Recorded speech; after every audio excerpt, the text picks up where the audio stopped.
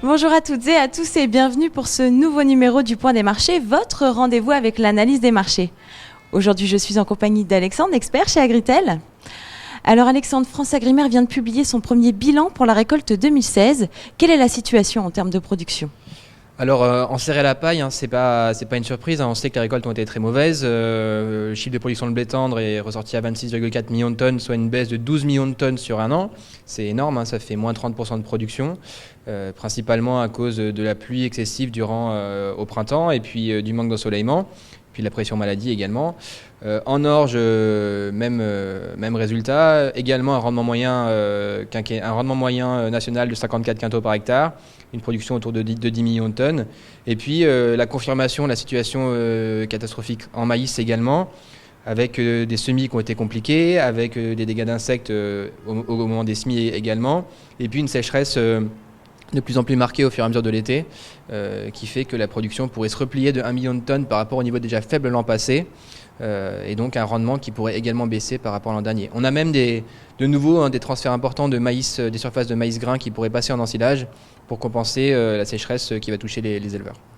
Mais est-ce qu'on va manquer de blé en France cette année ?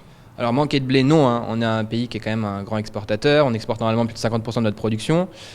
Après, on a une situation particulière cette année. En plus de rendements qui sont très dégradés, on a une qualité qui est vraiment inhabituelle, avec des poids spécifiques qui sont dégradés. On n'a que 45% de blé à plus de 74 EPS.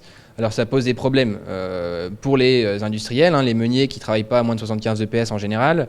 Des PS bas, qu'est-ce que ça veut dire ? Ça veut dire un rendement meunier qui baisse, ça veut dire des problèmes logistiques puisqu'ils transportent, pour le même volume, ils transportent moins de grains.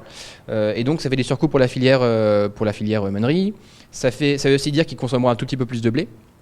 Chez les fabricants d'aliments du bétail, qu'est-ce que ça a comme impact ?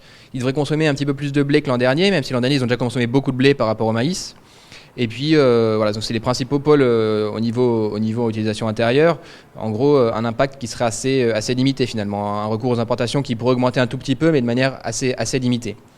Le gros impact sur les débouchés français, c'est vraiment l'export, qui baisserait de quasiment 45% sur un an.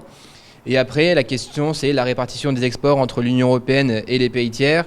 On sait que vers l'Union européenne, il y a des débouchés fourragers plus importants, alors que vers les pays tiers, c'est surtout des débouchés meuniers. On aura du mal à conserver des volumes d'export pays tiers très élevés cette année, en raison de cette qualité dégradée au niveau des poids spécifiques. Mais dans ce contexte, que peut-on attendre concernant les prix ? Alors, donc déjà la situation française, en synthèse, finalement, on a des stocks qui sont assez moyens, même inférieurs à la moyenne, autour de 2,2 millions de tonnes, une situation qui est moins lourde que l'an passé. Par contre, au niveau mondial, il y a du blé partout dans le monde, aux États-Unis, en région Mer Noire, en Australie, il y a une grosse récolte qui arrive également. Donc, à court terme, les fondamentaux ne justifient pas vraiment une remontée des cours.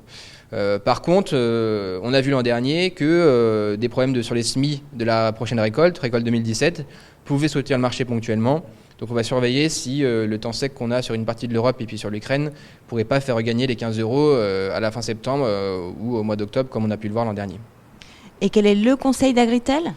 Aujourd'hui, on a des agriculteurs qui sont dans une situation assez précaire, avec des rendements très dégradés, une qualité qui est pas bonne, et des prix qui sont pas là non plus. Donc malheureusement, les perspectives de rebond sont, même si elles sont possibles avec ces problèmes de semis, c'est assez limité. Donc il faut que les producteurs sachent saisir les rebonds quand ils se présentent en termes de prix, à mon avis. Merci Alexandre, ce numéro est maintenant terminé. Merci à tous de nous avoir suivis. Rendez-vous dans 2 semaines pour votre prochaine édition du Point des marchés. Retrouvez les analyses d'Agritel sur le service expert Grande Culture de Planchamp.com.